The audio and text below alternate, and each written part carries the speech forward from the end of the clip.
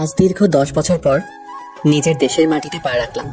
আমার বয়স যখন 14 বছর তখন আমি আমার আব্বু আম্মুর সাথে কানাডায় গিয়েছিলাম। আর আজকে আমি একা দেশে আসলাম।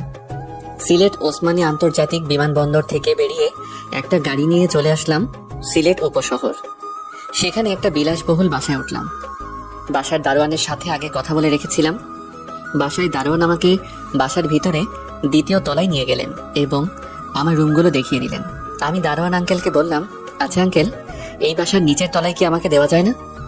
না বাবা, আসলে এই বাসার মালিক নিচের ফ্ল্যাটে থাকে, তাই তোমাকে এই উপরের ফ্ল্যাট ভাড়া দিলেন। ও আচ্ছা, আঙ্কেল এই নিচের ফ্ল্যাটে কে কে থাকেন? এখানে মালিক, ওনার স্ত্রী আর তাদের দুটো মেয়ে থাকে। ও আচ্ছা আঙ্কেল, আপনি এখন আসতে পারেন। আচ্ছা বাবা, কিছু প্রয়োজন হলে আমাকে বলবেন। দারোয়ান আঙ্কেল চলে গেলেন আর আমি আমার জিনিসপত্র সাজিয়ে রাখলাম। রুমে কাজ করতে করতে দেখি দুপুর পার হয়ে গেল। একটু পর আমার দরজায় কে যেন ঠুকা মারলো। আমি উঠে গিয়ে দেখি বাড়িওয়ালার ছোট মেয়ে মানে আমার চাচাতো বোন নিশি আসছে হাতে খাবার নিয়ে। আসসালামু আলাইকুম ভাইয়া। ওয়ালাইকুম আসসালাম। জি, তুমি কেমন আছো? জি ভাইজান, ভালো আছি। আপনি কেমন আছেন? এই তো ভালো আছি, আসো ভিতরে আসো। বাহ, আপনার রুমটা তো দেখি খুব সুন্দর। তোমার কি ভালো লাগছে? খুব ভালো লাগছে। এখন থেকে আমি আপনার রুমে আসব, কিন্তু আমাকে তাড়িয়ে দিবেন না। আচ্ছা, তোমার যখন খুশি আসিও। ওই নাও, আমার আম্মু খাবার পাঠিয়েছে। আরে, তোমার আম্মুকে কষ্ট করার কি আছে? আমি তো আসার সময় হোটেলে খেয়ে আসছি। বারে, তুমি আজকে আমাদের মেহমান, তাই তোমাকে খাবার দিলাম। তুমি তো দেখছি খুব পাকনা। ও তাই? আচ্ছা, এখনই যাই। যাও। কি এতক্ষণ হয়তো আমাদের কথা বুঝলেন না? চলুন আগে আমার পরিচয়টা দিয়ে দিই। আমি কাব্য জামিল, বাবা মায়ের একমাত্র ছেলে। কানাডা থেকে লেখাপড়া করে আসছি। আর আগেও বললাম আমার বাবা মা কানাডায় থাকেন। আর দেশে আসার একটা কারণ হলো আমার ভালোবাসার টানে আসলাম। আমার আব্বু বলেছেন আমার চাচাতো বোন মিমের সাথে নাকি আমার বিয়ে ঠিক হয়ে আছে। আর আব্বু বলেছেন যদি কাউকে বিয়ে করতে হয় তাহলে এই মিমকে করতে হবে। আর বর্তমানে মিমের সাথে আমার প্রেম চলছে। আর যে বাসায় আছি সেইটা আমাদের আর চাচুদের যৌথ বাসা। আর নিশির বড় বোনের নাম মিম জান্নাত মৌ। সবাই মিম বলে ডাকে, কিন্তু আমি তাকে মৌ বলে ডাকি। মৌ বাবা মায়ের অতি আদরের বড় মেয়ে। অনেকদিন ফোনে কথা হয়েছে মৌয়ের সাথে, কিন্তু আমাকে কখনো দেখেনি। মিম খুব কান্নাকাটি করেছে আমাকে দেখার জন্য, কিন্তু আমি দেখা দেইনি। আমি অবশ্য মৌকে দেখেছি। আজকে আমি দেশে আসার কথা ছিল সেটা মৌ জানতো, কিন্তু পরে আবার না করে দিয়েছি। বলেছি আরো কয়েকদিন পর দেশে আসবো, কিন্তু আমি ঠিকই দেশে আসছি। বাকিটা গল্পে জানতে পারবেন। নিশির দেয়া খাবার খেয়ে রুমে ঘুমিয়ে পড়লাম। ঘুম থেকে উঠে দেখি আসরের আজান হয়ে গেছে, তাই বাসা থেকে বেরিয়ে মসজিদে গেলাম। সেখানে আসরের নামাজ আদায় করে আবার বাসায় চলে আসলাম। কিছুই ভালো লাগছে না। যখন বুঝতে শিখেছি তখন থেকে আমি বিদেশে ছিলাম, তাই বাংলাদেশের মাটির সাথে এখন মিশতে কি রকম লাগে। কিন্তু আমার প্রিয়তমা মৌকে এখনো দেখতে পেলাম না, তাই মৌকে হোয়াটসঅ্যাপে ফোন দিলাম। মৌ ফোন ধরে বলতে লাগলো, আমায় কষ্ট দিতে তোমার খুব ভালো লাগে, তাই না? আমি কোথায় তোমাকে কষ্ট দিলাম? তাহলে আজকে আসার কথা ছিল, আসলে না কেন? আর এখন একটা বার ভিডিও কলে আসো নাই, তোমাকে খুব দেখতে ইচ্ছে করছে। না, সেটা পারবো না। আরো কয়েকদিন অপেক্ষা করো, তারপর দেখবে আমি তোমার কাছে চলে আসছি। শুধু অপেক্ষা করা লাগে? সে 10টা বছর থেকে তোমাকে দেখিনি, আর তুমি একবারও আমাকে দেখা দিলে না। এসব কথা বন্ধ করবে নাকি কল কেটে দিব? এই না না, আর বলবে না। এখন বলো কি করছো? এই তো ছাদে বসে আছি। ও আচ্ছা, তাহলে পরে কথা হবে, বাই। এই শোনো, এই টোট টোট টোট করে দিলাম। যাই দেখে আসি মহারানী ছাদে কি করে। ছাদে চলে গেলাম। সেখানে গিয়ে ছাদের চারিপাশ খুব সুন্দর আর অনেক রকম ফুল গাছ লাগানো। ছাদের পশ্চিম পাশে দেখি মৌ একা দাঁড়িয়ে আছে। আকাশের দিকে তাকিয়ে কি যেন ভাবছে, আর চোখে হয়তো নোনা জলে টলমল করছে। মৌ আমাকে দেখেনি, তাই আমি ছাদের পূর্ব প্রান্তে চলে গেলাম। মৌকে এভাবে দেখে আমারও খুব কষ্ট লাগছে। বড্ড ইচ্ছা করছে আমার প্রিয়তমাকে বুকের সাথে জড়িয়ে ধরতে, কিন্তু না, তা করা যাবে না, না হলে সারপ্রাইজ থাকবে না। আমি এসব ভাবছি, তখন পিছন থেকে মৌ বলল, এই এখানে আপনি কে? কি বলবো ভেবে পাচ্ছি না। আমার ভাবার মাঝে আবারও বলল, কে হলো, কথা বলে। আমি কিছু বলতে যাব, তখন নিশি চলে আসলো। আসলে আপু, উনি খুব ভালো। আমাদের উপরের ফ্ল্যাট উনি ভাড়া নিয়েছেন। ও আচ্ছা, তা আপনার নাম কি? এই রে খাইছে ধরা, এখন নাম কি বলবো? যদি জামিল বলি তাহলে হয়তো চিনে যাবে। ধ্যাত, এদেশে কত জামিল আছে, কে কার নামে জানে। কি হলো, নামটা বলবেন না? জি, আমার নাম কাব্য জামিল। ও আচ্ছা, থাকেন, আমি গেলাম। আর ছাদে এসে কখনো আমার ফুলগুলো ছিঁড়বেন না। জি আচ্ছা। মৌ চলে গেল, নিশি আমার কাছে আসলো। ভাইয়া তুমি একা কেন? তোমার আব্বু আম্মু কোথায়? আরে বোন, আমার আম্মু আব্বু গ্রামে থাকেন। ও তাহলে এখানে কি করার জন্য আসলে? এখানে চাকরি করব তাই। ও আচ্ছা। আচ্ছা নিশি, তোমাকে একটা কথা বলি। ভাইয়া বলেন। এই ফুলের বাগানটা কার? একটা আপু লাগিয়েছে আমার এক ভাইয়ের জন্য। তোমার কি ভাইয়া আছে? আছে। কোথায় সে? আর আমার ভাইয়া কান্নাটাতে থাকে, আর ওনার সাথে আপুর বিয়ে হবে। তাই আপু বলেছে ভাইয়া কি কয়েকদিনের মধ্যেই চলে আসবে। তাই আপু ফুল গাছগুলিকে খুব যত্ন করে রাখছে। ও আচ্ছা, এখন তুমি নিচে যাও, সন্ধ্যা হয়ে যাচ্ছে। যাচ্ছি। নিশি চলে গেল। আমিও ছাদ থেকে নেমে মাগরিবের নামাজ পড়তে চলে গেলাম। মাগরিবের নামাজ পড়ে রুমে এসে আব্বু আম্মুর সাথে কথা বললাম। রাত্রে 9টার দিকে হোটেলে গিয়ে খেয়ে এসে শুয়ে পড়লাম। পরের দিন ঘুম থেকে উঠে দেখি মৌ আমার রুমের দরজা ধাক্কাচ্ছে। দরজা খুলে দেখি মৌ দাঁড়িয়ে আছে। মুখটা একটু শুকনো শুকনো লাগছে, আর চোখগুলো লাল হয়ে আছে। মনে হয় রাত্রে ঘুমাইনি পাগলিটা। এই জমিদার সাহেব, আম্মু পাঠিয়েছে। জি বলেন কি? আম্মু বলেছেন সকালের নাস্তা আমাদের বাসায় করবেন। জি ঠিক আছে। মৌ চলে গেল। ঘুম থেকে উঠে আজকে পাগলিটাকে দেখলাম। মনটা এখন খুব হালকা লাগছে। ওয়াশরুমে চলে গেলাম। সেখানে ফ্রেশ হয়ে কাপড় চোপড় পরে নিচে চাচ্চুর মানে মৌদের বাসায় চলে আসলাম। এখনো এখানে আসছি থেকে চাচ্চু আর ছোট আম্মুকে দেখিনি। মৌদের বাসায় চলে আসলাম। বাসার কলিং বেলটা টিপ দিতেই নিশে এসে দরজা খুলে দিল। ভাইয়া কেমন আছো? এই তো আলহামদুলিল্লাহ ভালো। তুমি কেমন আছো? ভালোই আছি। এসে ভিতরে এসো। ভিতরে ঢুকে দেখি ড্রয়িং রুমে ছোট আব্বু আর মৌ বসে আছেন। আসসালামু আলাইকুম চাচ্চু, বড় বলে ডাক দিলাম না। ওয়ালাইকুম আসসালাম। বাবা কেমন আছো? আলহামদুলিল্লাহ ভালো। আপনি কেমন আছেন? এই তো বাবা ভালোই আছি। কিচেন থেকে ছোট আম্মু আসলেন। আসসালামু আলাইকুম আন্টি। ছোট আম্মু বলে ডাক দিলাম না, যদি বুঝে যান। ওয়ালাইকুম আসসালাম বাবা, কেমন আছো? জি আন্টি আলহামদুলিল্লাহ ভালো। আপনি কেমন আছেন? এই তো বাবা ভালো আছি। তোমার আম্মু আব্বু কেমন আছেন? জি আলহামদুলিল্লাহ ভালো। আচ্ছা এখন এসো, সবাই নাস্তা করি। তারপর নাস্তা করতে টেবিলে বসলাম। ছোট আম্মু অনেক আদর যত্নে নাস্তা পরিবেশন করালেন। নাস্তা খাওয়ার সময় মৌকে দেখলাম অন্যমনস্ক। মৌয়ের চোখের দিকে তাকিয়ে এসব ভাবছি, তখন মৌ আমার চোখের দিকে তাকালো। চোখে চোখ পড়তে আমি আমার চোখটা নামিয়ে নিলাম। নাস্তা শেষ করে আমি আমার উপরে চলে গেলাম, আর ছোট আব্বু আর মৌ কলেজে চলে গেল, আর সাথে করে নিশিকে নিয়ে গেল। নিশিও এই কলেজের পাশের একটা স্কুলে 7ম শ্রেণীতে পড়ে। আর আপনাদেরকে আগে বলে রাখি, মৌ যে কলেজে পড়ে সেই কলেজের প্রিন্সিপাল হলেন ছোট আব্বু, মানে মৌয়ের বাবা। পুরো বাসা ফাঁকা। বাসার গেটে শুধু দারোয়ান আঙ্কেল, আর বাসায় আমি আর ছোট আম্মু। মনে মনে ভাবলাম ছোট আম্মুকে আমার পরিচয়টা দিয়ে দেই, কারণ এই ছোট আম্মু আমাকে ছোটবেলায় অনেক আদর যত্ন করেছেন। যেই ভাবা সেই কাজ। আবারও ছোট চাচ্চুদের বাসায় গেলাম। দরজাটা আগে থেকে খোলা ছিল, তাই আর কলিং বেলে চাপ দিতে হয়নি। ড্রয়িং রুমের ভিতরে গিয়ে দেখি ছোট আম্মু টিভিতে সিরিয়াল দেখতেছেন। মেয়ে মানুষদের এই একটাই কাজ, তারা শুধু সিরিয়াল দেখতে ব্যস্ত থাকে। ছোট আম্মু আমাকে দেখে বললেন, কি বাবা, কোনো প্রয়োজন আছে? পায়ে ধরে সালাম করে বললাম, অনেক প্রয়োজন আছে, তাই তো দেশে আসলাম। মানে কিসের দেশ? আর তুমি আমাকে সালাম করলে কেন? আরে ছোট আম্মু, তুমি কি তোমার এই ছেলেটাকে চিনলে না? ছোট আম্মু বলছো? আমাকে তো একজনই ছোট আম্মু বলে ডাকে, আর সে হলো আমাদের জামিল। আমার ফোন থেকে আম্মু আব্বুর সাথে আমার ছবি দেখিয়ে বললাম, আমাকে কি তোমার সেই জামিল মনে হয় না? আরে বাবা জামিল, তুমি কত বড় হয়ে গেছো, আর কত কিউট আমার পাগল ছেলেটা। ছোট আম্মু, অনেকদিন থেকে তোমাদেরকে সামনাসামনি দেখিনি। আর আমরা যে তোমাকে সামনাসামনি তো দূরের কথা, কখনো ছবির মাঝে দেখিনি। আচ্ছা ছোট আম্মু, মৌদের কলেজ কোথায়? আমি তো দেশে নতুন আসলাম, তাই চিনি না। এই জন্য ছোট আম্মুকে বললাম, আপনারা আবার আমাকে বোকা বলিয়েন না। এখন কলেজ রাখো, আমি সারাদিন বাসায় একা একা থাকি। আর আজকে আমার একটা ছেলেকে পেলাম। তোমার চাচ্ছো তারা আস্তে আস্তে বিকেল হয়ে যায়, তাই আজকে আমরা মা ছেলে মিলে গল্প করব। কালকে তোমাকে কলেজে পাঠাবো, তারপর সবকিছু ঘুরে দেখে আসবে। ছোট আম্মু, বাবা বলো। তুমি কিন্তু মৌকে আমার কথা বলতে পারবে না। কেন রে বাবা? আমার মেয়েটা তোমাকে না দেখে খুব কষ্ট পাচ্ছে। তুমি কি চাও মৌ আরো কষ্ট পেত? আর বেশি দিন না, 2-3 দিন মাত্র, তারপর সব বলে দিব। আচ্ছা বাবা, তোমার ইচ্ছে। এই তো আমার লক্ষ্মী শাশুড়ি আম্মু। এই আমাকে শাশুড়ি বলবে না, ছোট আম্মু বলে ডাকবে, না হলে কিন্তু আমার মেয়েকে তোমার হাতে দিব না। ও আচ্ছা, আমি তোমাকে সবসময় ছোট আম্মু বলে ডাকবো। এই তো আমার লক্ষ্মী ছেলে। এভাবে আরো অনেকক্ষণ কথা বললাম। তারপর আমার রুমে এসে ওয়াশরুমে ঢুকে শাওয়ার নিলাম। রুমে এসে কাপড় পরে একটু বাইরে ঘুরতে গেলাম। বাইরে থেকে বাসায় এসে ঘুমিয়ে পড়লাম। আসরের আজানের সুরে আমার ঘুম ভাঙলো, তাই ঘুম থেকে উঠে আসরের নামাজ পড়তে গেলাম। নামাজ শেষে দেখি ছোট আব্বুও নামাজ পড়ে বের হচ্ছেন।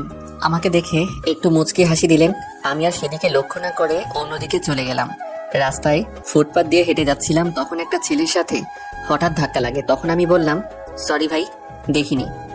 না ভাই, সমস্যা নেই, আসলে দোষ আমার, খেয়াল করতে পারেন। এতক্ষণ নিচের দিকে চেয়ে চেয়ে কথা বলছিলাম, আর যখন ওই ছেলেটার মুখের দিকে তাকালাম তখন তো আমি টাসকি খেয়ে গিয়েছি। সে হলো মাহিন। আমরা ছোটবেলায় একসাথে খেলাধুলা করতাম, আর আমাদেরও হোয়াটসঅ্যাপে কথা হতো। আরে মাহিন তুই? জি আমি মাহিম, কিন্তু আপনি আমাকে চিনলেন কিভাবে? আরে শালা, আমি জামিল। সরি, আসলে আমি শুধু এক জামিলকেই চিনি, আর সে কানাডায় থাকে, কিন্তু আপনাকে চিনলাম না। হায় রে হায়, আমি সেই জামিল, গতকাল দেশে আসলাম। সত্যি আমার তো বিশ্বাস হচ্ছে না যে তোর সাথে দেখা হবে। বিশ্বাস করবি কিভাবে? আমাকে তো তুই কখনো দেখিসনি। ঠিক রে। তা এখন দেশে কিসের জন্য আসছিস? এখন দেশে থেকে যাব, এখানে আব্বুর একটা কোম্পানির শাখা আছে, এখন থেকে ওইটা আমি দেখাশোনা করব। ও ভালো, তাহলে আর আমাদের চাকরি করতে অসুবিধা হবে না। দোয়া করিস। আচ্ছা এখন বাসায় যা, আর পারলে এই রাত্রে বের হবে, আমরা আড্ডা দিব। আচ্ছা, আর কাউকে আমার পরিচয় দিবে না? আচ্ছা দিব না। আরো অনেকক্ষণ মাহিমের সাথে কথা বলে বাসায় চলে আসলাম। বাসায় এসে আবারও ছাদে উঠলাম, কিন্তু মৌকে পেলাম না। একটু অপেক্ষা করলাম, পরে যখন নেমে আসবো তখন দেখি আমার রূপকথার পরীটা ছাদে আসছে। মৌ ছাদে এসে প্রতিদিনের মতো মন খারাপ করে বসে আছে। তাই বললাম, আপনাকে দেখে খুব চিন্তিত মনে হয়, কি এমন চিন্তা করেন আপনি? মৌ আমার কথা শুনে একটু রাগান্বিত হয়ে বলল, আপনি কিভাবে জানলেন যে আমার মন খারাপ? না, আসলে কালকে থেকে আপনাকে দেখতেছি ছাদে এসে একা একা দাঁড়িয়ে থাকেন, তাই ভাবলাম হয়তো আপনার মন খারাপ। না, আমার মন খারাপ নেই। আপনি এখন ছাদ থেকে যেতে পারেন। আমি ছাদে এসেছি আমার কাপড়গুলো নেওয়ার জন্য, কাপড় নিয়ে চলে যাব। যদি আপনার মন খারাপ থাকে তাহলে বলতে পারেন। শুনেছি কাউকে কষ্টের কথা বললে সেই কষ্টটা একটু হলেও হালকা হয়। আমার কোনো কষ্ট নেই, যাকে বলবো সে পাশে নেই, তাহলে আপনাকে বলে কি করব? আমাকে দেখে কি সেই মানুষটা মনে হয় না? কি বললেন আপনি? হ্যাঁ, আপনি সেই মানুষ মনে করব? আপনি কি জানেন আমি যার কথা বলছি সে হলো আমার কলিজার টুকরা, যাকে এত ভালোবাসি, কিন্তু তাকে এখন পর্যন্ত দেখিনি। আর আপনি বললেন কি? আপনি কি তাকে না দেখে এত ভালোবাসলেন? সেও কি আপনাকে ভালোবাসে? আমার বিশ্বাস জামিলও আমাকে ভালোবাসে। আমার নামও কিন্তু জামিল। তো আপনার নাম জামিল হলে কি হলো? জামিল কি আর কারো নাম হতে পারে না? হতে পারে, তবে সেটাও যদি আমি হয়ে যাই। কি সব আবল তাবল বলছেন? আপনি কি সেই জামিল? ও সরি, আসলে আমি এতক্ষণ আপনাকে হাসানোর জন্য এসব বলেছি, আর আপনার হাসিটাও মাশাআল্লাহ। ও তাই? আপনি তো ভালো হাসতে পারেন। আচ্ছা, সন্ধ্যা হয়ে গেল, আমি রুমে গেলাম, আর আপনিও চলে যান। যান। আমি আমার রুমে চলে আসলাম, আর মো ওর নিজের রুমে চলে গেল। রাত্রের খাবার শেষে 10টার দিকে হোয়াটসঅ্যাপে মৌকে কল দিলাম। হ্যালো। কেমন আছো? এই তো আছি বিন্দাস, তুমি কেমন আছো? আমি কেমন আছি তা যদি বুঝতে তাহলে আমাকে না দেখা দিয়ে থাকতে না। শুনেছি সবুরে ফলটা মিষ্টি হয়। শুধু কথা বলতে পারো, আর কিছুই পারো না। আর কি পারার দরকার আছে বলো? আমাকে দেখা দেওয়ার কি দরকার নেই? আরো 2টা দিন অপেক্ষা করো, তারপর আমি তোমাকে দেখা দেব। আচ্ছা, অপেক্ষা করব। এখন কি করছো? এই তো তোমার সাথে কথা বলছি। তুমি কি করো? আমিও। বড় আব্বু আর বড় আম্মু কেমন আছে? সেটা আমি নিজেও জানি না। আমি তোমার কাছে আর তারা কানাডায়, এত দূর থেকে আমি কিভাবে জানবো? কি হলো, কথা বলো। এই তো আলহামদুলিল্লাহ ভালোই আছেন। ছোট আম্মু আর ছোট আব্বু কি করেন? এই তো ভালোই। এরকম আরো অনেকক্ষণ কথা বলে ফোনটা রেখে ঘুমিয়ে পড়লাম। পরের দিন সকালে ঘুম থেকে উঠে ফ্রেশ হয়ে নিলাম। একটু পরে মাহিন কল দিল। গতকালকে তাকে আমার নতুন নাম্বার দিয়ে এসেছিলাম। কলটা আমি রিসিভ করলাম। হ্যালো দোস্ত, কি করিস? আমি এইমাত্র ঘুম থেকে উঠে ফ্রেশ হয়েছি। তুই কি করিস? এই তো কলেজে যাওয়ার জন্য বের হলাম। কোথাও বের হবি নাকি আমার সাথে কলেজে যাবে? কোথাও বের হব না, কিন্তু আমি তোর সাথে কলেজে গিয়ে কি করব? আমার তো লেখাপড়া এই বছর শেষ হলো।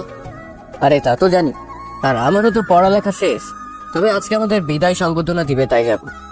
ও আচ্ছা, তুই আমার বাসায় আয়, তারপর একসাথে যাব। আসছি। মাহিমের সাথে কথা বলা শেষ করে নিচে ছোট আম্মুর কাছে গেলাম। তাদের দরজার সামনে গিয়ে দেখি মৌ খুব সেজেগুজে কলেজে যাচ্ছে। আমাকে দেখে বলল, জামিল সাহেব আমাদের বাসায় যে। কেন আসতে পারি না? আরে আমি কি তাই বললাম? আচ্ছা ভেতরে যান, আম্মু আর নিশি আছে। আপনি কোথায় যাচ্ছেন? তাও আবার সেজে গুজে? আজকে কলেজে একটা অনুষ্ঠান, তাই আমরা সকল বান্ধবীরা একরকম ড্রেস পরে যাচ্ছি। ও ভালো, আচ্ছা যান। মৌ চলে গেল, আমি ভিতরে ঢুকে গেলাম। ভিতরে গিয়ে দেখে নিশি ড্রয়িং রুমে টিভি দেখছে আর ছোট আম্মু কিচেনে। ছোট আম্মুর কাছে গিয়ে গল্প করতে লাগলাম, তখন আবার মাহিম কল দিল। এই বন্ধু, আমি তোর বাসার নিচে। ও আচ্ছা, ভিতরে আয়। না রে, আমি যদি তোর কাছে যাই তাহলে তোকে তোর ছোট আম্মু আর ছোট আব্বু চিনে যাবে। আরে পাগল, বাসায় কেউ নেই, শুধু ছোট আম্মু আর নিশি। আর ছোট আম্মু আমাকে চিনেন। ও আচ্ছা, তাহলে আমি আসছি। মাহিম ছোট আম্মুদের বাসায় চলে আসলো। তারপর আমরা ছোট আম্মুর বাসায় একসাথে খেয়ে নিলাম। বের হলাম কলেজের উদ্দেশ্যে। আমি সাধারণ পোশাক পরে বের হয়েছি। আমাকে কেউ দেখলে মনে করবে আমি মধ্যবিত্ত পরিবারের ছেলে, আর মাহিম কিন্তু মধ্যবিত্ত পরিবারের একমাত্র ছেলে। দুই বন্ধু রিক্সা নিয়ে কলেজের গেটের সামনে গেলাম। সেখানে রিক্সা ভাড়া মিটিয়ে ভিতরে ঢুকছি। আমাকে সবাই অবাক হয়ে দেখছে। অবাক হওয়ার কথা, কারণ এই কলেজে তারা আমাকে কোনোদিন দেখেনি, তাই এই প্রথম দেখলো। মাহিমদের অনুষ্ঠান শুরু হলো, খুব সুন্দরভাবে অনুষ্ঠান উপভোগ করছি। একটু পরে দেখি আমার ডান পাশে মৌ আর তারা কয়েকজন বান্ধবী। আমি আর চোখে মৌয়ের দিকে তাকাচ্ছি। বেশ কয়েকবার তাকানোর ফলে হঠাৎ করে মৌয়ের একটা বান্ধবী দেখে ফেলে যে আমি মৌয়ের দিকে তাকাচ্ছি। সেই মেয়েটা মৌকে কনুই দিয়ে ধাক্কা মারলো আর কানে কানে আমার কথা বলল। মৌ দেখে আমার দিকে তাকাচ্ছে, তাই আমি আবার অনুষ্ঠান দেখায় মনোযোগ দিলাম। মৌ হয়তো ভাবছে আমি এখানে কিভাবে আসলাম। অনেকক্ষণ পর অনুষ্ঠান শেষ হলো। অনুষ্ঠান শেষে আরেক বিপদ দেখা দিল। কলেজের ক্যাম্পাসে মাহিমদের ব্যাচের একটা ছেলে মৌকে সকলের সামনে হাঁটু গেড়ে প্রপোজ করে বসলো। আমি এটা দেখে আমার মাথাটা কোনো মতে স্থির করে রাখলাম। মাহিমও ব্যাপারটি বুঝে গেল। মাহিমকে জিজ্ঞাসা করলাম ছেলেটার নাম কি। সে বলল ছেলেটির নাম রকি। আমি মৌয়ের দিকে লক্ষ্য করে একটু কাছে গেলাম। কাছে যাওয়ার কারণ হলো যে মৌ কি বলে সেটা দেখবো। রকি প্রপোজ করার পর মৌ বলল, দেখুন রকি ভাই, আমি আপনার সাথে প্রেম করতে পারবো না। কেন মৌ? আমি তোমাকে সেই 2টা বছর থেকে তোমার পিছে পিছে ঘুরছি, কিন্তু তুমি আমাকে পাত্তাই দাও না কেন? আমি কি আপনাকে বলেছি যে আমার পেছনে ঘুরতে? আমি এসব জানি না মৌ, আমি শুধু তোমাকেই ভালোবাসি। দেখুন রকি ভাই, আমি আপনাকে ভালোবাসতে পারবো না, আর আপনি আমার পথ ছাড়ুন। সবাই দেখছে। দেখুক সবাই, আজ বলতেই হবে, কেন তুমি আমাকে ভালোবাসো না বলো? চিৎকার করে লাভ নেই, আমার বিয়ে ঠিক হয়ে আছে, সুতরাং আমি আপনাকে ভালোবাসতে পারবো না। এটা আমি বিশ্বাস করি না। এতক্ষণ থেকে বোঝাচ্ছি, কথা কি আপনার কানে যায় না? মৌ রকিকে সজোরে 3টা থাপ্পড় দিল। আমি মৌয়ের থাপ্পড় দেখে খুব অবাক হলাম। মেয়েদের গায়ে এত শক্তি, তা আমার আগে জানা ছিল না। আমি আবারও তাদের কেলকীর্তি দেখতে লাগলাম। এখানে যারা এসেছে সবাই মৌয়ের কাণ্ড দেখে অবাক। রকি বেচারা মার খেয়ে বলতে লাগলো, মৌ, আমাকে তুমি মারলে? এখন শুধু থাপ্পড় দিয়েছি, আমার সামনে থেকে যান, না হলে এখন জুতা পিটা করবো। রকি আর কোনো কথা না বলে মান সম্মান রক্ষার্থে গালে হাত দিয়ে মৌয়ের সামনে থেকে কেটে পড়লো। মৌ বাসার উদ্দেশ্যে চলে গেল। আমি মাহিমকে বললাম, দোস্ত একটা শোরুমে যাব, চল। কিসের শোরুমে যাবে? আরে দোস্ত একটা বাইক কিনবো, আয়। ও আচ্ছা, হ্যাঁ। মাহিম আমাকে সিলেট জিন্দাবাজারের একটা শোরুমে নিয়ে আসলো। সেখানে অনেক রকমের বাইকের মডেল আছে। অনেকক্ষণ খুঁজে একটা বাইক বের করলাম, আর সেটা হলো ইয়ামাহা R15। বাইকটা খুব সুন্দর লাগলো, তাই কিনে ফেললাম। টাকাটা আমি ATM এর মাধ্যমে দিয়ে দিলাম। দুই বন্ধু খুব খুশিতে নাচতে নাচতে মাহিমের বাসায় চলে আসলাম। মাহিম এতক্ষণ ড্রাইভিং এ ছিল, তাই সে নেমে গেল। আমাকে অবশ্য বলেছে তাদের বাসায় যেতে, কিন্তু আমি বললাম পরে একবার আসবো। আমি বাইকটা নিয়ে আমাদের বাসায় চলে আসলাম। মৌ ছাদে ছিল, তাই দেখে ফেলছে, কিন্তু কিছু বলল না। আমার রুম যেহেতু উপরে, তাই বাইকটা উপরে নেওয়া যাবে না। তাই ছোট আম্মুকে বলে তাদের বাসার একটা রুমে রেখে আমি উপরে আমার রুমে চলে গেলাম। রুমে এসে ফ্রেশ হয়ে একটা ঘুম দিলাম। ঘুম থেকে উঠে দেখি 5:30 বেজে গেছে, তাই তাড়াতাড়ি ফ্রেশ হয়ে মাগরিবের নামাজে পড়তে মসজিদে চলে গেলাম। আজকে আর ছাদে যাইনি। এভাবে দেখতে দেখতে 3 দিন চলে গেল। আজকে মৌয়ের বান্ধবী মারিয়ার বিয়েতে সবাই যাবে। নিশি আর ছোট আব্বু ছোট আম্মু সবাই বিয়েতে যাবে। আসলে এখানে আমাদের সপরিবারের দাওয়াত আছে, কিন্তু আব্বু আম্মু দেশের বাইরে থাকার কারণে শুধু ছোট আব্বু তারা যাচ্ছেন। আর হ্যাঁ, মৌয়ের বান্ধবী হলেও মারিয়া কিন্তু আমাদের বংশের, মানে আমার বোন লাগে। তাই আজকে সকালে ঘুম থেকে উঠে বাইকটা নিয়ে বেরিয়ে পড়লাম একটা জুয়েলার্সের দোকানে। গত রাত্রে আব্বু ফোন করে বলে দিয়েছেন যেন আমি বিয়েতে যাই, আর যাওয়ার সময় মারিয়ার জন্য দামি একটা গিফট নিতে। তাই জুয়েলার্সের দোকানে আসলাম একটা নেকলেস নিতে। 2 লক্ষ টাকা দিয়ে একটা নেকলেস নিলাম, আর সেটা একটা নর্মাল প্যাকেজে ভরে নিলাম। আর উপহারের প্যাকেজের উপর হালকাভাবে আমার নামটা লিখে দিলাম, যে নামে আমাকে এখানকার সবাই চিনেন, জামিল আহমেদ। কাব্য জামিল হলো ছন্দনাম। আরেকটা ফুলের দোকান থেকে ছোট্ট একটা গোলাপ কিনে নিলাম। গোলাপ দিয়ে আজকে মৌকে প্রপোজ করব, তাই গোলাপ নিলাম।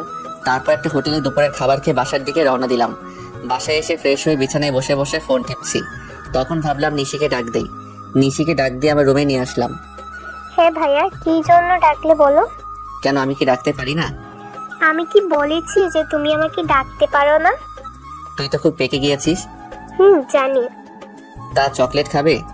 ওয়াও, তোমার কাছে চকলেট আছে? আছে। আচ্ছা, আমাকে দাও। নিশিকে কয়েকটা চকলেট দিলাম। আসলে নিশি চকলেট পছন্দ করে, তাই আমার রুমে কতগুলো এনে রেখেছি। নিশির কাছ থেকে জানতে পারলাম তারা বিয়েতে যাবে বিকেল 4টার দিকে। যেহেতু বিয়েটা রাত্রে, তাই নিশি আমার সাথে একটু গল্প করে চলে গেল। আমিও একটু শুয়ে পড়লাম। 5টার দিকে আমার ঘুম ভাঙলো। ঘুম থেকে উঠে দেখি সবাই চলে গেছে মারিয়ার বিয়েতে। আমি ঘুম থেকে উঠে ফ্রেশ হয়ে মাহিমকে কল দিলাম। এই, কোথায় তুই? এই তো বাসায়। কেন? মারিয়ার বিয়েতে যাবো, তুই তাড়াতাড়ি রেডি হয়ে আমার বাসায় চলে আয়। আচ্ছা, তুই রেডি হয়ে নে, আমি আসছি। তাড়াতাড়ি আয়। আমিও রেডি হয়ে নিলাম। একটু পরে মাহিম চলে আসলো, তাই আমরা দুজন বাইকটা নিয়ে চলে গেলাম মারিয়াদের বাসায়।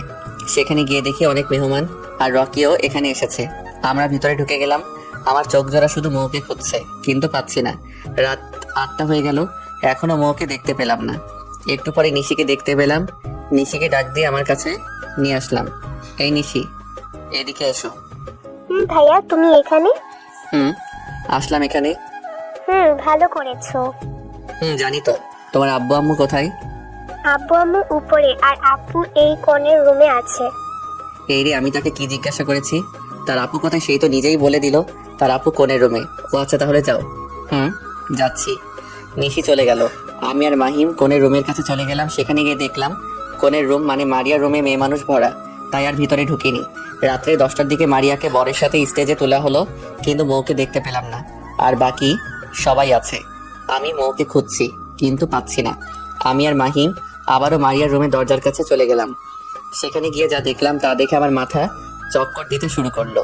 মৌ আর রকি দুজনই একই রুমে। রকি আবারও মৌকে প্রপোজ করেছে, কিন্তু মৌ রাজি হয়নি। মৌ রকিকে বলল, দেখুন ভাই, আমি আগেও বলছি, এখনো বলছি, আমি আপনাকে ভালোবাসতে পারবো না, কারণ আমার বিয়ে ঠিক হয়ে আছে। আর আমিও জামিলকে খুব ভালোবাসি। আমি 2টা বছর ধরে ভালোবাসি। আমার ভালোবাসা তোমার কাছে প্রকাশ করলাম, আর তুমি যাকে কোনোদিন দেখোনি তাকেই তুমি ভালোবাসো? হ্যাঁ, ভালোবাসি। এখন আমাকে যেতে দাও। সত্যি কি তুমি আমাকে ভালোবাসবে না? না, বাসবো না। তবে আমি কিন্তু তোমাকে ভালোবাসার জন্য জোর করতে বাধ্য হবো মৌ। কি করবে তুমি? প্রয়োজন হলে তোমার গায়ে হাত দিব। রকির এ কথা শুনে আমার মাথায় যেন আসমান থেকে বাজ পড়লো। আবারও তাদের কথায় মনোযোগ দিলাম। কি, তোমার তো সাহস কম না? তুমি আমার সাথে অসভ্যতা করবে? প্রয়োজন হলে তাও করবো। রকির এ কথা শুনে আমি আর মাহিম মারিয়ার রুমের ভিতরে ঢুকে গেলাম। আর আমি রকিকে উদ্দেশ্য করে বলতে লাগলাম, বাহ রকি সাহেব, বাহ, এটাই কি আপনার ভালোবাসা? একজন মানুষ যখন আপনাকে ভালোবাসে না, তাহলে এখানে জোর করার কি আছে? আমার কথা শুনে মৌ আমার দিকে চেয়ে থাকলো। মনে হয় মৌ খুব অবাক হয়েছে আমাকে দেখে। রকি আমার কথা শুনে আমাদের দিকে চেয়ে বলল, কে রে তুই? আমি কিন্তু তোকে আপনি করে কথা বলেছি, আর তুই আমাকে তুই করে বললি। তাহলে চল আমিও তোকে তুই করে বলি। আমি কিন্তু তোর দুলাভাই হই। কি, তুই দুলাভাই মানে? এই মাহিম, এই ছেলেটা কি রে? রকি আর মাহিম তারা কলেজের পরিচিত। এই যে বললো না তোর দুলা ভাই। সারা তুইও এইটার সাথে? আমিও এটার সাথে। তুই মেয়েকে বিরক্ত করছিস কেন? একে বিরক্ত করলে তোর কি? মেয়েটা আমার বন্ধুর বউ, তবে তাই ভাবি হবে আর কি। কি বলে? তখন আবার আমি বললাম, কি দিয়ে তোর লাভ নাই, এখান থেকে ভাগ। আমরা কথাবার্তা বলছিলাম, তখন ছোট আম্মু মারিয়ার রুমে মানে আমাদের কাছে আসলেন, কিন্তু আমাকে খেয়াল করেননি। তিনি এসে মৌকে উদ্দেশ্য করে বললেন, এই, তোর কি কোনো কাণ্ড নেই? সে কখন থেকে মারিয়াকে স্টেজে নেওয়া হলো, কিন্তু তোকে সারা বাড়ি খুঁজে বেড়াচ্ছি, পাচ্ছি না।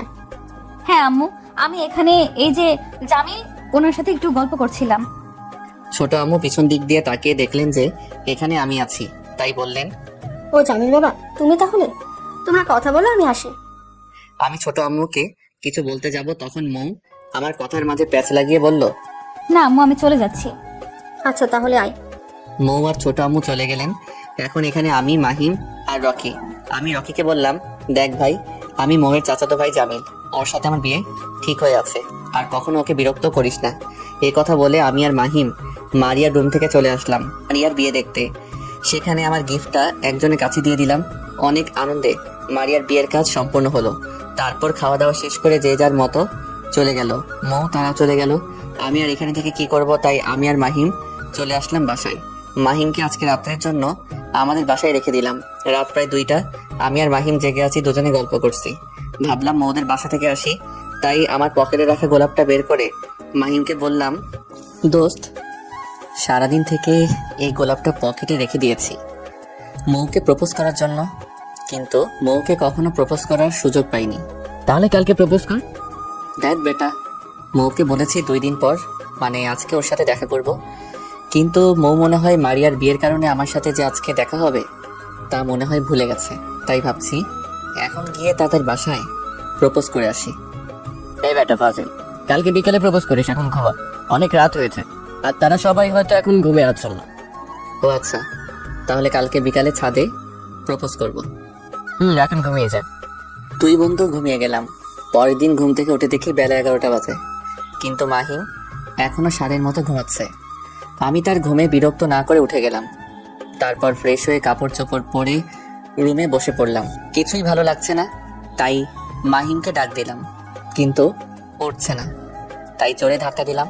এক ধাক্কায় খাট থেকে নিচে পড়ে গেল আর চিৎকার করে বলতে লাগলো, ও আম্মা গো আম্মা, আমার কোমর শেষ, এই কোন সালে আমাকে ধাক্কা দিল রে? ওই মেয়েদের মতো চিৎকার করিস না, বেলা 11:30 বাজে, কিন্তু এখনো তোর ঘুম শেষ হয় না। ধুর বেটা, খুব সুন্দর একটা স্বপ্ন দেখছিলাম, আর তুই আমাকে খাট থেকে ফেলে দিলে। ও তাই, তোর আবার স্বপ্ন? তা মেয়েটা কে রে বন্ধু? শুধু মেয়ে নিয়ে মানুষ স্বপ্ন দেখে নাকি? সরে যাবার সামনে থেকে। ও বাবারে বাবা, তুই দেখছি মেয়েদের মতো ভালো চেতস। মাহিম আমার কথায় আর কান্না দিয়ে ওয়াশরুমে চলে গেল। ওয়াশরুম থেকে বেরিয়ে এসে বলল বাইরে যাবে, তাই আমি আর মাহিম বাইরে চলে গেলাম। সেখানে গিয়ে 2 বন্ধু নাস্তা শেষ করে মাহিমকে তার বাসায় নামিয়ে দিয়ে জোহরের নামাজ পড়ে আমি আবার আমার বাসায় চলে আসলাম। বাসায় এসে আব্বু ফোন করে বললেন আগামীকাল থেকে আমি যেন আমাদের কোম্পানিতে এমডি হয়ে যাই। একটু বিশ্রাম নেওয়ার জন্য আবারও ঘুমিয়ে পড়লাম। ঘুম থেকে উঠে দেখি বিকাল 4টা হয়ে গেল। তাড়াতাড়ি ফ্রেশ হয়ে ছোট আম্মুর কাছে গেলাম। ছোট আম্মু, মৌ কোথায়? মৌ মনে হয় ছাদে গেছে, কিন্তু কেন বাবা? আরে না, ওই যে বলে দিব আমি সেই জামিল। ও আচ্ছা, আর আরেকটা কথা শোনো জামিল, হ্যাঁ ছোট আম্মু বলো। আসলে আমি তোমার ছোট আব্বুকে বলে দিয়েছি যে তুমি আমাদের সেই জামিল। ও তাহলে মৌ কি জানে? না বাবা, মৌ জানে না। আচ্ছা ছোট আম্মু, আমি গেলাম। আমি আবারও আমার রুমে চলে আসলাম। সেখান থেকে গোলাপ ফুলটা নিয়ে ছাদে উঠে গেলাম। ছাদের এক কোণে মৌ বসে বসে ফোন টিপছে, আর আমি কিছু না বলে বিপরীত প্রান্তে দাঁড়িয়ে রইলাম। আজকে আমার মনের রানীকে খুব সুন্দর লাগছে, যে ভাষায় প্রকাশ করা যাবে না। আমি হালকা একটা কাশি দিলাম। আমার কাশির শব্দ শুনে মৌ পিছনে ফিরে আমাকে দেখে বলল, আরে জামিল সাহেব, আপনি আবার কখন ছাদে আসলেন? এই তো সবে আসলাম। তা কি করেন ছাদে বসে? কি করব, এই তো ফোন টিপছি আর আপনার কথা ভাবছি। ও তাই, আমার কথা কি ভাবছেন? এই যে গতকাল আপনি আর মাহিম ভাই না থাকলে রকি হয়তো আমার সর্বনাশ করতো। ও এসব বাদ দেন। কিভাবে বাদ দিব? আর আপনাকে আমি ধন্যবাদ দিয়ে ছোট করব না, তবে আপনার কাছে চিরকৃতজ্ঞ হয়ে থাকবো। কৃতজ্ঞতার কিছু নেই, আমিও আপনার কাছে এমন কিছু চাইবো যে আপনি দিতে বাধ্য থাকিবেন। কি কি এমন চাইবেন যে আমি আপনাকে দিতে বাধ্য থাকিব?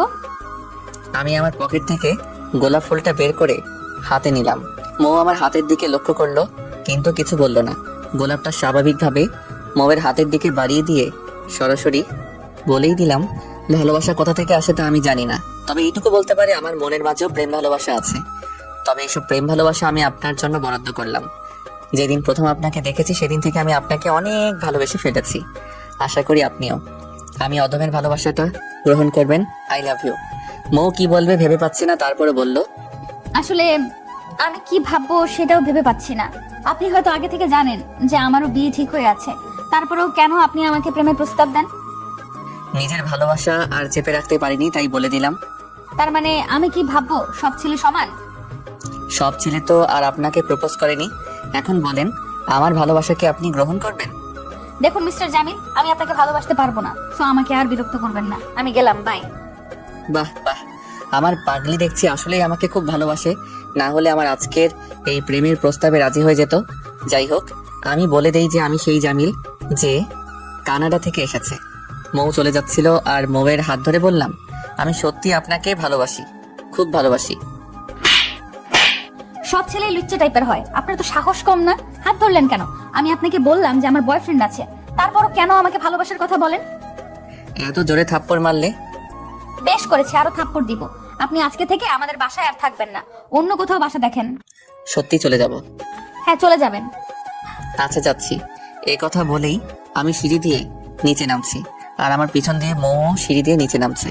আর একটা কথা, ছাদে উঠতে হলে আমার রুমের পাশ দিয়ে যেতে হয়, যেহেতু আমি উপরে তলায় থাকি। তাই আমি আমার রুমের দরজার কাছে চলে আসলাম, আর মৌ যখন আমার দরজার সামনে আসলো তখন এক টান দিয়ে আমার রুমের ভিতর নিয়ে গেলাম আর দরজাটা লাগিয়ে দিলাম। আমার এরকম আচরণ দেখে মৌ হয়তো খুব অবাক হয়েছে এবং ভয় পেয়েছে। মৌ বলতে লাগলো, এই, আপনি আমাকে রুমের ভেতর নিয়ে আসলেন কেন? আরে ভয় পাবার কিছু নেই, আমি তোমাকে কিছুই করব না, তবে তোমার জন্য একটা সারপ্রাইজ আছে। কি সারপ্রাইজ? আর সারপ্রাইজ দিতে হলে কি রুমের মাঝে দিতে হয় বা দরজা বন্ধ করে? আমি না হয় একটু অন্যরকম ভাবে সারপ্রাইজ দিব। দেখুন, আমাকে তাড়াতাড়ি যেতে দিন, সন্ধ্যা হয়ে যাচ্ছে। আরে জান পাখি, তুমি আমাকে চিনতে পারোনি। আমি মৌকে হোয়াটসঅ্যাপে কল দিয়ে জান পাখি বলে ডাকতাম। জান পাখি? আপনি কে বলুন?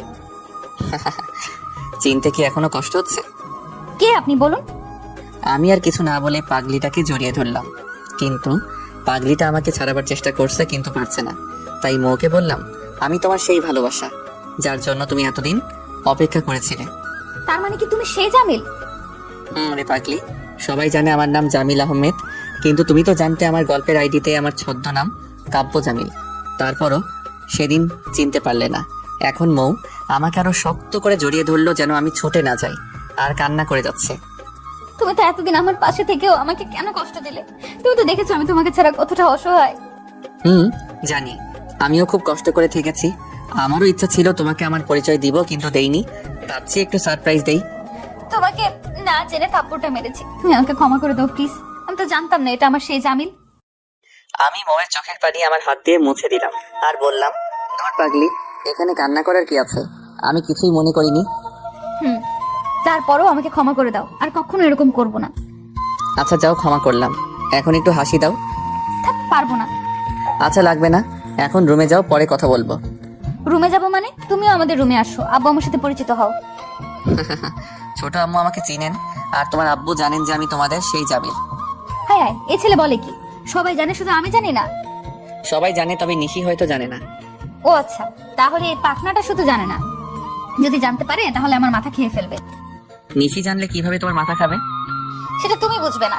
আজকে থেকে তুমি আমাদের সাথে থাকবে, আমাদের সাথে খাবে, কেমন? সেটা তোমার বলা লাগবে না, তবে তোমাদের সবার সাথে খেতে পারবো না। তুমি আর আমি একা একা খাবো। তুমি আর আমি একা একা কেন খাবো? এই যে তুমি আমাকে বাচ্চাদের মতো খাওয়াবে। মিয়া সাহেব বলে কি, তিনি নাকি বাচ্চা, দেখতে লাগে 70 বছরের বুড়ো। ও তাই নাকি? আচ্ছা, আমি গেলাম। যাও, আমি তোমাদের বাসায় আসছি। মৌ দরজার সামনে চলে, সেখান থেকে আমাকে আবার ডাক দিল। এই যে আমার ভবিষ্যৎ। কি গো? তুমি আসলে বুড়ো না, খুব কিউট। এ কথা বলে চলে যায়। আমি রুমে বসে পড়লাম। সময় প্রায় সন্ধ্যা 7টা পার হয়ে গেছে। বিছানায় শুয়ে শুয়ে মোবাইল টিপছি। রাত প্রায় 9টার সময় নিচে ছোট আম্মুর কাছে গেলাম। তাদের বাসায় কলিং বেল টিপ দিলাম। নিশে এসে দরজা খুলে দিয়ে আমাকে জড়িয়ে ধরে বলল, ওই জামিল ভাই, তুমি খুব খারাপ। আমি কি তোমার বোন না? তুমি আমাদের সেই জামিল, সেটা আগে বললেই কি হতো? আরে বোন, আমি কি তোকে আমার বোনের মতো আদর করিনি? এখন থেকে বেশি করে আদর করবে কিন্তু। অনেক আদর করব। তুমি আমার একমাত্র বোন, তাই বেশি করে আদর করব। মনে রাখবো। আচ্ছা চলো ভিতরে যাই। নিশিকে কোলে নিয়ে নিলাম। ড্রয়িং রুমে দেখি কেউ নেই। মৌ হয়তো ওর রুমে, আর ছোট আব্বু ওনার রুমে। তাই সোজা কিচেনে চলে গেলাম। সেখানে গিয়ে দেখি আমার শাশুড়ি আম্মু রান্না করছেন। নিশিকে নামিয়ে দিয়ে ছোট আম্মুকে বললাম, আজকে থেকে মেয়ের জামাইকে একটু আদর করে খাওয়াবে কিন্তু। তার মানে আজকে মৌকে সব বলে দিয়েছো? বলে দিয়েছি। তাই তো বলি, আমার মেয়ের মনে আজকে এত রং লাগলো কেমনে? আচ্ছা ছোট আম্মু, আমি একটু মৌয়ের রুমে যাই। বাবা, আমার মেয়ের জন্য এতটা? আরে ছোট আম্মু, তা না, আসলে আসলে কি? আচ্ছা যাও, মৌর রুমে আছে, ওর কাছে যাও। ময়ের রুমে দরজার কাছে এসে দেখি কি যেন লেখালেখি করছে, হয়তো কলেজের কোনো কাজ। তাই আমি দরজায় একটা টোকা দিলাম, আর মৌ দরজার দিকে চেয়ে আমাকে দেখলো। তখন আমি বললাম, ম্যাডাম একটু ভিতরে আসতে পারি? আমার রুমে তোমার যখন খুশি আসবা, এটা বলার কি আছে? আরে তারপর একটা মেয়ে মানুষের রুমে না বলে আসাটা কেমন দেখায় না? আমি একটা মেয়ে মানুষ না, আমি তোমার হবু স্ত্রী আর এখন প্রেমিকা। ও তাই? তাই? আচ্ছা, এসব বাদ দিয়ে এখানে এসে বসো। না, বসবো না, এখনই আমার রুমে চলে যাব। কেন? আরে বাবা, ছোট আব্বু শুনলে রাগ করবে, বলবে তোমার রুমে আমি কি করি। হায় আল্লাহ, এই ছেলে কয় কি? চুপচাপ এখানে বসো, আমি তোমার জন্য কফি নিয়ে আসছি। এই আমি কফি খাবো না, চা নিয়ে আসো। আচ্ছা, চা নিয়েই আসবো। মৌ চা আনতে কিচেনে চলে গেল, আর আমি মৌয়ের রুম পরিদর্শন করছি। রুমটা খুব গোছানো। হঠাৎ বইয়ের সেলফি একটা ডায়েরি দেখতে পেলাম, তাই এটা হাতে নিয়ে পড়তে চাইলাম, কিন্তু পরক্ষণেই ভাবলাম আরেকজনের লেখা ডায়েরি পড়া ঠিক না। ডায়েরিটা হাতে নিয়ে এসে ভাবছি পড়বো কিনা, রেখে দিব। কিন্তু ততক্ষণে মৌ 2 কাপ চা নিয়ে চলে আসছে। সমস্যা নেই, ডায়েরি তোমাকে নিয়েই লিখেছি, চাইলে পড়তে পারো। ও, তুমি দেখে ফেলছো? কেন, দেখলে কি সমস্যা? নাকি চুরি করতে চাইছিলে? দেখলে তো সমস্যা, আমি কিন্তু চুরি করতে চাইছিলাম। আচ্ছা, তোমার যা ইচ্ছা করিও, এখন চা খাও, ঠান্ডা হয়ে যাচ্ছে। খাচ্ছি। দুজন মিলে চা খাচ্ছি আর গল্প করছিলাম, কিন্তু আমি মৌয়ের চায়ের কাপ খাবো তাই মৌকে বললাম, এই তোমার পিছনে দেয়ালে ওইটা কি? মৌ পিছনে ফিরে তাকালো, আর আমি সাথে সাথে আমার চায়ের কাপ ওর জায়গায় দিয়ে দিলাম, আর ওর চায়ের কাপ আমি নিয়ে নিলাম। কই, পিছনে কি? ও এখানে কি ছিল? মনে হয় আমি ভুল দেখেছি। মিথ্যা বলার জায়গা পাও না? আমাকে বললেই তো হতো, আমার চায়ের কাপ তোমাকে দিয়ে দিতাম, আর তোমার চাটা আমি নিয়ে নিতাম। ও, তাহলে তুমি বুঝে গেছো? বুঝবো না, এখন তোমার সব কিছুই আমার বুঝতে হবে। বেশ কতক্ষণ ময়ের সাথে গল্প করলাম, তারপর তাদের সেখানে রাতের খাবার খেয়ে আমার রুমে চলে গেলাম। রাত অনেক হয়েছে, তাই ঘুমিয়ে পড়লাম। পরের দিনকে দরজায় ধাক্কা দিল, তাই ঘুম থেকে উঠে দরজা খুলে দেখি মৌ দাঁড়িয়ে আছে। মৌ আমাকে বলল, বেলা বাজে 11টা, আর জমিদার সাহেব এখনো ঘুমাচ্ছেন। এত সকালে তুমি বলছো 11টা? তাহলে ঘড়ির দিকে তাকিয়ে দেখো। আমি ঘড়ির দিকে তাকিয়ে দেখে 11টা হয়ে গেছে, তাই বললাম 11টা হয়ে গেছে, তাতে কি হয়েছে? কেন, বড় আপু যে বললেন আজকে থেকে তুমি অফিসে যাবে। ও শিট, সেই কথা আমার মনে ছিল না। তুমি একটু বসো, আমি তাড়াতাড়ি ফ্রেশ হয়ে আসছি। মৌকে আমার রুমে রেখে ওয়াশরুমে চলে গেলাম, সেখানে গোসল করে কাপড় চোপড় পরে বেরিয়ে আসলাম। মৌ আমার দিকে চেয়ে চেয়ে বলল, বাহ, আমার জানটাকে তো আজকে খুব সুন্দর লাগছে। মৌয়ের কথায় খুব লজ্জায় পড়ে গেলাম, যেহেতু লজ্জাটা বেশি মেয়েদের ভূষণ।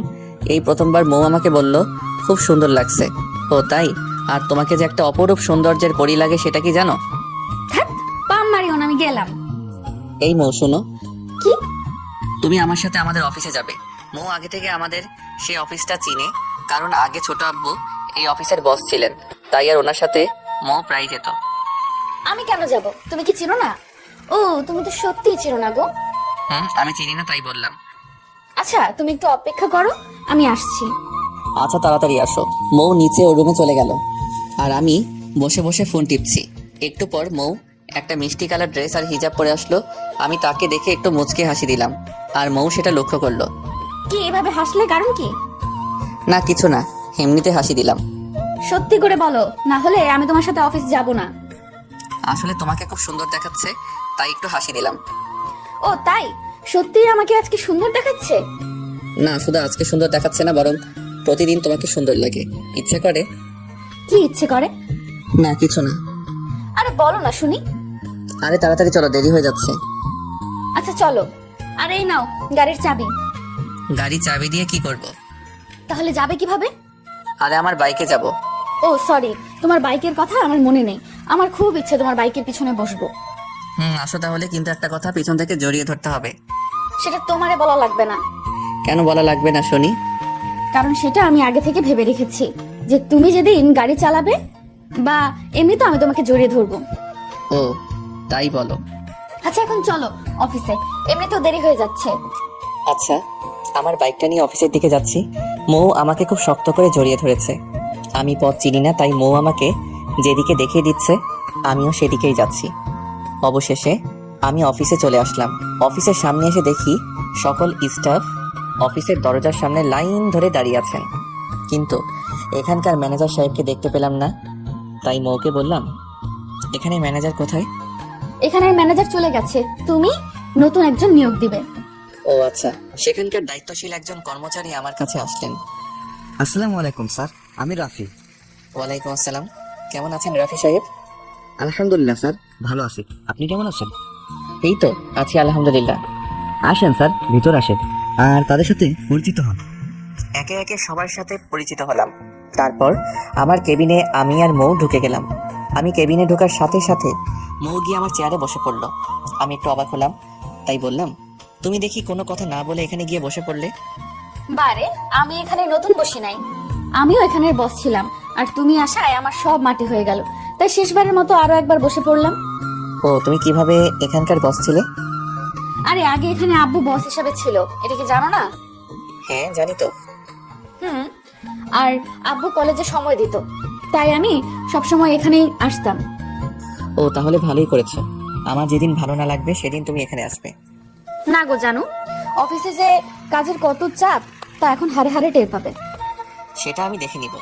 আমি আর মৌ কথা বলছিলাম, তখন আমার কেবিনে আবারও রাফি সাহেব আসলেন। স্যার, ভিতরে আসতে পারি? জি আসুন। মৌ রাফি সাহেবকে দেখে চেয়ার থেকে উঠে গেল, তাই সেই চেয়ারে আমি বসলাম। স্যার, একটা কথা বলবো? হুম, বলেন, সমস্যা নেই। আসলে স্যার, আমাদের ম্যানেজার সাহেব গত 2 দিন আগে অবসর নিয়ে নিয়েছেন, তাই এখন যদি আপনি বলেন তাহলে আমরা নতুন ম্যানেজার নিয়োগ দিয়ে দেই। রাফি সাহেব ম্যানেজার নিয়োগ দেওয়ার দরকার নেই। ম্যানেজার আমি আগে থেকে ঠিক করে রেখেছি, তিনি আগামীকাল থেকে অফিসে আসবেন। স্যার, কে সেই মানুষ যাকে আপনি ম্যানেজার হিসেবে নিয়োগ করলেন? সেটা কালকে দেখতে পারবেন। আচ্ছা, তাহলে আমি যাই স্যার। হুম, আপনি এখন আসতে পারেন। রাফি সাহেব চলে গেলেন। মৌ আমাকে জিজ্ঞাসা করলো, এই তুমি কাকে আগে থেকে ম্যানেজার হিসেবে রাখলে?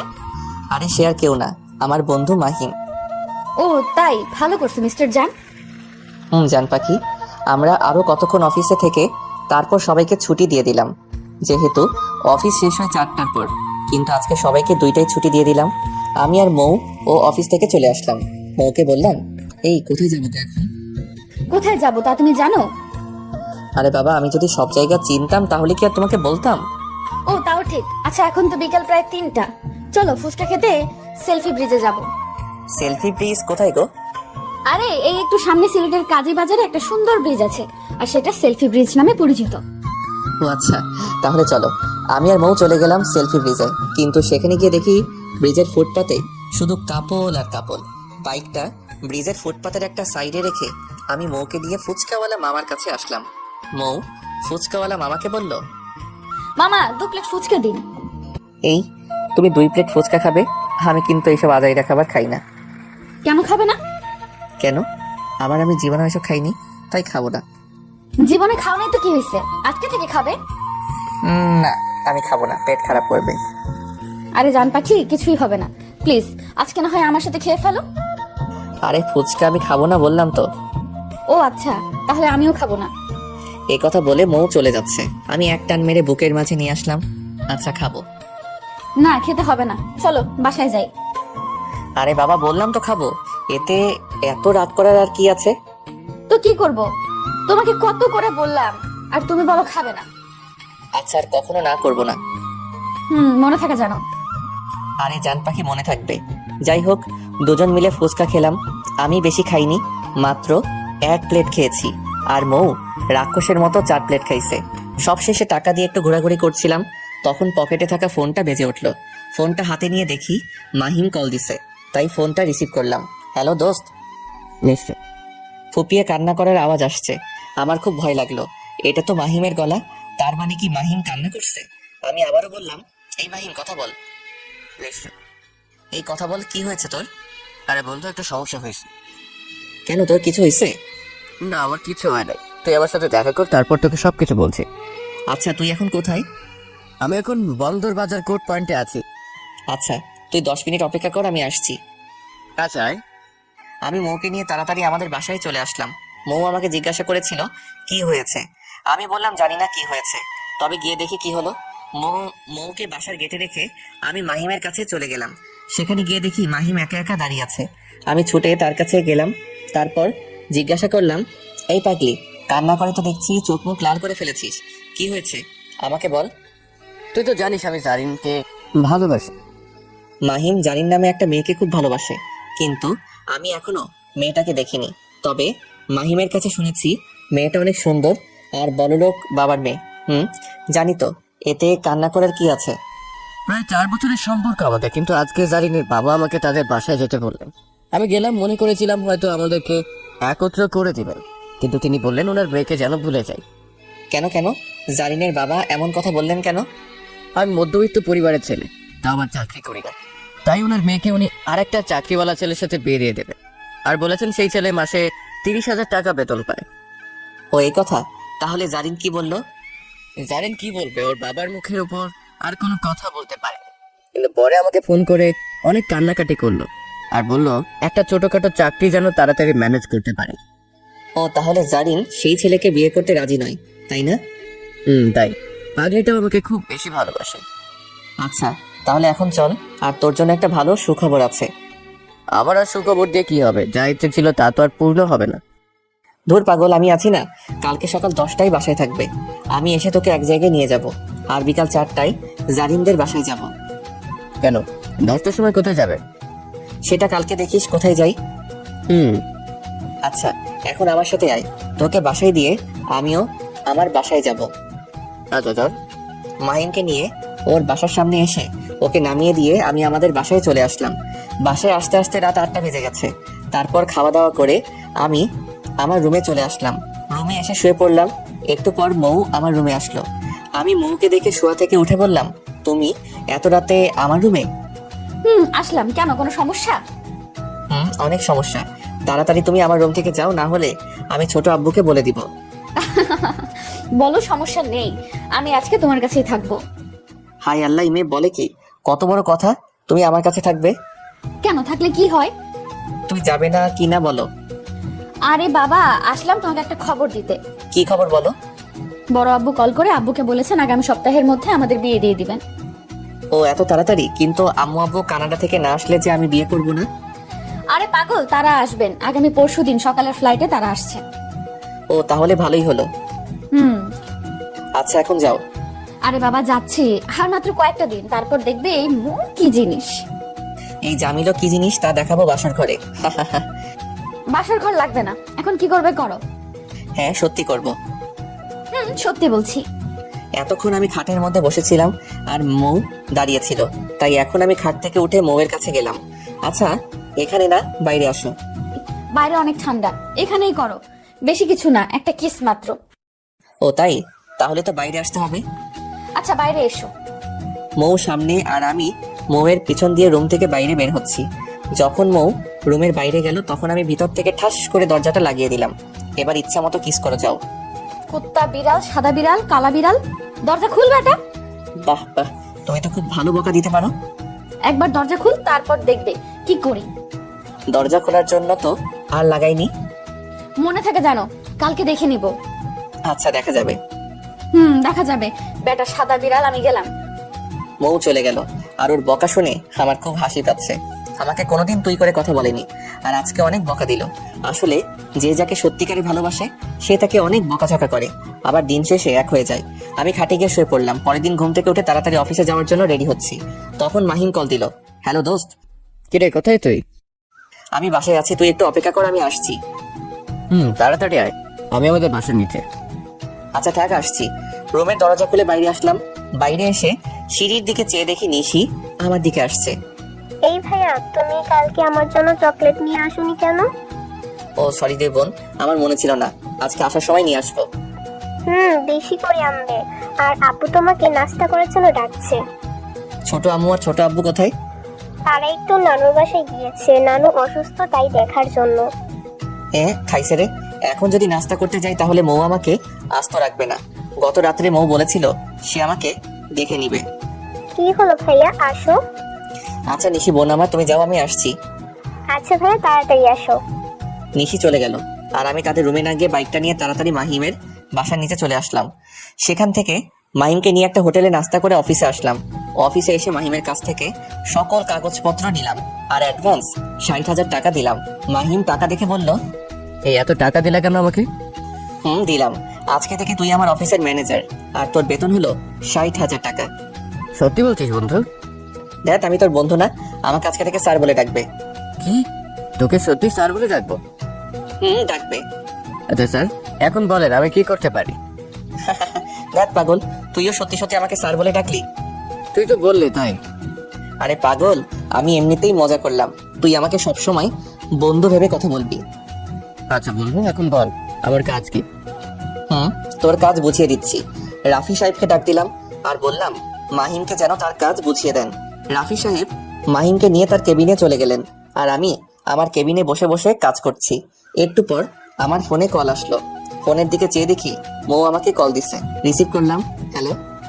নাস্তা করে গেলে না কেন? ও আসলে অফিসের সময় হয়ে গেছে, তাই নাস্তা করতে পারিনি। তুমি আমার সাথে মিথ্যা কথা বলো? আরে মিথ্যা না, সত্যি বলছি। জানি কিরকম সত্যি বলছো। কি এমন দোষ করলাম যার জন্য নাস্তা না করে চলে গেলে? কত কষ্ট করে তোমার জন্য নাস্তা বানালাম, আর তুমি আমাকে না বলে অফিসে চলে গেলে।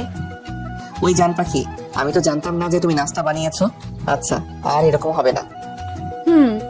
তাড়াতাড়ি বাসায় আসিও, বাইরে কোথাও যাবে না। পাগলিটা আমাকে খুব ভালোবাসে। যেই মেয়ে কখনো কিচেনে ঢুকেনি সে আমার জন্য নাস্তা বানালো, আর আমি তাকে না বলে অফিসে চলে আসলাম। সত্যি পাগলিটা হয়তো খুব কষ্ট পেয়েছে। যাই হোক, অফিসে কাজ করতে করতে প্রায় 3টা হয়ে গেল, তাই মাহিমের কেবিনে চলে আসলাম।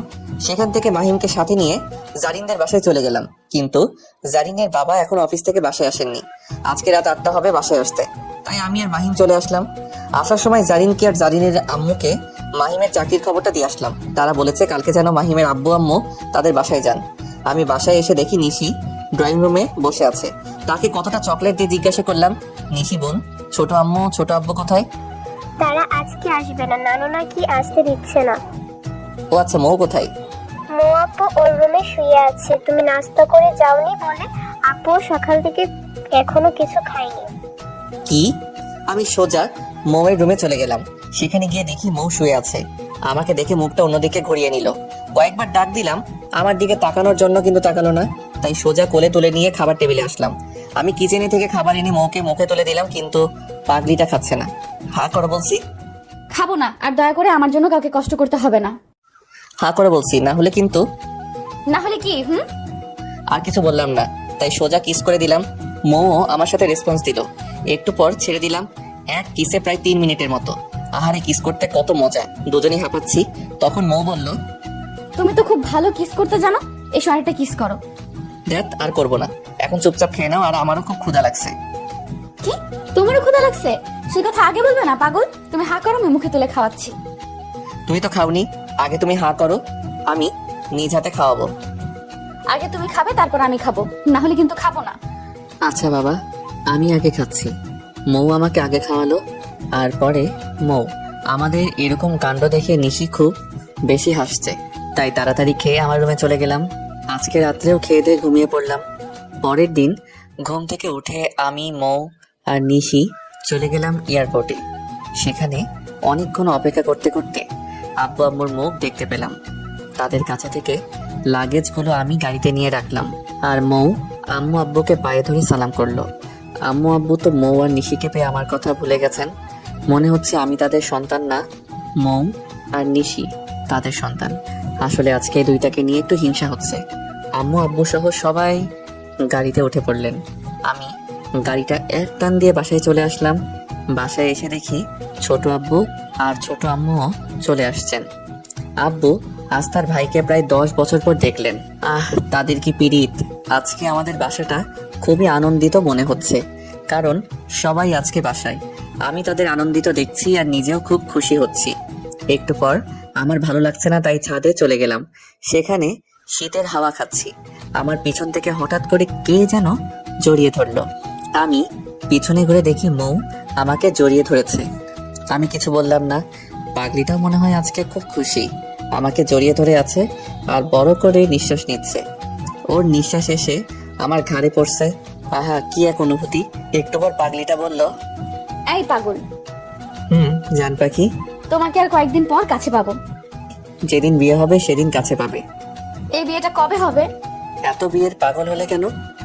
তো কি করবো, বিয়ে ছাড়া তো আর তোমাকে কাছে পাবো না। আর বেশি না, কয়টা দিন অপেক্ষা করো, তারপর দেখা যাবে। আচ্ছা, অপেক্ষা করলাম। সে 10 বছর থেকে অপেক্ষা করতে করতে এখনো আমার অপেক্ষা শেষ হয়নি। আরে এরকম বলো না। আচ্ছা, আমি ছোট আম্মুকে বলছি, দেখি তিনি কি বলেন। বলো গিয়ে যাও। আম্মুকে আবার বলিও না যে আমি বলছি বিয়ের কথা। কেন? আমার কথা বললে ঝাড়ু পিটা করবে আমাকে। ভয়ও লাগে তাই না? না, ভয় লাগে না, তবে লজ্জা লাগে। আর না হয় আম্মু কি ভাববে?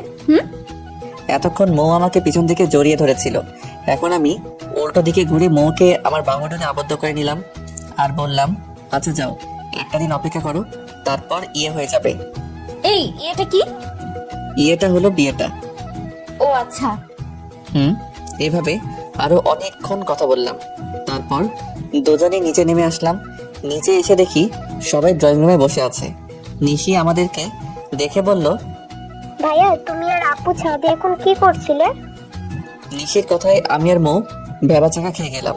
এই শয়তান মেয়ে তো দেখছি আমাদের মান সম্মানের ফালুদা করবে। তখন আব্বু বললেন, আরে নিশি, চুপ থাকো। আর মৌ, এদিকে এসো। বড় আপু বললো। আমি দাঁড়িয়েছিলাম এতক্ষণ, তাই আব্বু আমাকে বললেন, এই চাপল, তুই তোর রুমে যা তো। হাই আল্লাহ, আব্বু এটা কি বললো? কি হলো, কথা কি কানে যায় না? হ্যাঁ হ্যাঁ, যাচ্ছি যাচ্ছি, আমি তো তোমাদের কেউ না, এখন এই মৌ তোমাদের সব। একথা বলে সেখান থেকে আমি চলে আসলাম। কিন্তু আব্বু আমাকে হঠাৎ করে এরকম কথা বললো কেন? আমি রুমে না এসে ড্রয়িং রুমের দরজার সামনে দাঁড়িয়ে রইলাম তাদের কথা শোনার জন্য। দেখি আব্বু মৌকে বলছে, মা, আমরা তোমাদের বিয়েটা আগামী শুক্রবারে ঠিক করেছি। এতে কি তোমার কোনো আপত্তি আছে? হায় আল্লাহ, আব্বু এটা কি বললো? আগামী শুক্রবারে নাকি আমার বিয়ে? হাতে মাত্র 3 দিন আছে। মৌ তো বিয়ের কথা শুনে মনে মনে লাফাচ্ছে, কিন্তু সেখানে সবার সামনে তো আর কিছু বলতে পারছে না। তারপরে বলল, বড় আব্বু, তোমাদের যা ইচ্ছা করেন, আমি এখানে অমত করার কি আছে? ও আচ্ছা মা, তাহলে তুমি এখন যাও, আর কালকে জামিলকে নিয়ে মার্কেটে যাও। আচ্ছা বড় আব্বু। মৌ ওর রুমে চলে গেল আর আমিও আমার রুমে চলে গেলাম। দুপুরবেলার খাওয়ার জন্য নিশি এসে আমাকে ডেকে গেল, তাই আমি নিচে চলে গেলাম। সেখানে গিয়ে দেখি সবাই টেবিলে বসে আছে, শুধু মৌ বাদে। আমিও গিয়ে বসে পড়লাম টেবিলে। একটু পর মৌ এসে আমার সামনের চেয়ারে বসলো। আমরা সবাই খাওয়া শুরু করলাম। অর্ধেক খাওয়া শেষে হঠাৎ করে পায়ের মাঝে কে লাথি দিল, আর আমি সাথে সাথে বললাম, আহ ও মা গো। আমার চিৎকার শুনে সবাই আমার দিকে চেয়ে থাকলো। ছোট আম্মু বলল, বাবা কি হয়েছে তোমার? কি বলবো ভেবে পাচ্ছি না। মৌয়ের দিকে চেয়ে দেখলাম খুব হাসছে আর আমাকে চোখ টিপ মারলো। তার মানে মৌ আমাকে লাথি দিল। শালি খুব জোরে একটা লাথি দিল আমাকে। কি রে, কথা বলিস না কেন? কি হয়েছে? ও আমি বলেছি ইলিশ মাছ খাবো না, তারপরও ইলিশ মাছ রান্না করলে আমার গলায় কাটা লেগেছে, তাই চিৎকার করেছি। ও এখন কি কাটা আছে? না, মনে হয় চলে গেছে। পাগল একটা। আমি খাওয়া শেষ করে রুমে চলে গেলাম। আমার খুব রাগ হচ্ছে। শয়তান্নি কত জোরে একটা লাথি দিল। রুমে বসে বসে ফোন টিপছি, তখন মৌ আমার রুমে আসলো। কি হয়েছে, এখানে আসলে কেন? ভালো লাগছে, আসছি। ভালো লাগছে তাই না? খাওয়ার সময় পায়ে লাথি দিলে কেন? ভালো লাগছে তাই। আচ্ছা, খাটে এসে বসো। আচ্ছা বসলাম। মৌ খাটে যখন বসলো তখন আমি উঠে রুমের দরজাটা বন্ধ করে দিলাম। মৌ আমার এই কাণ্ড দেখে বলল, দরজা লাগাতে হবে না, আমি তোমার কাছে এসেছি। না, তারপরে লাগিয়ে দিই। দরজা লাগিয়ে মৌকে খুব জোরে শক্ত করে জড়িয়ে ধরলাম। মৌ কোনো নড়াচড়া করলো না, সেও আমাকে জড়িয়ে ধরলো। তারপর ওর চুলের পিছনে আমার এক হাত রেখে আর আরেক হাত ওর কোমরে রেখে লম্বা করে একটা কিস দিলাম। এক সময় ওকে ছেড়ে দিলাম।